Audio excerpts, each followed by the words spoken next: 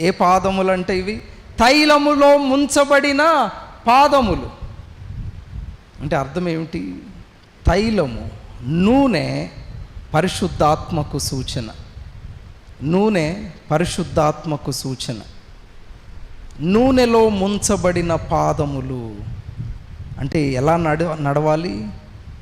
పరిశుద్ధాత్మను అనుసరించి నడిచే జీవితం. సొంత నడత కాదు, సొంత నిర్ణయాలు కాదు, ఇష్టానుసారమైన ప్రవర్తన కాదు.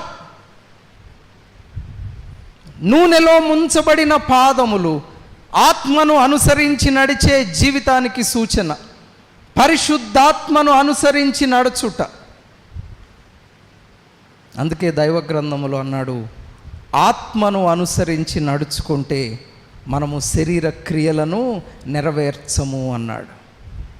ఆత్మను అనుసరించి నడుచుకుంటే మీరు శరీరేచ్ఛలను నెరవేర్చరు. ఆత్మానుసారముగా నడుచుకొనుడి.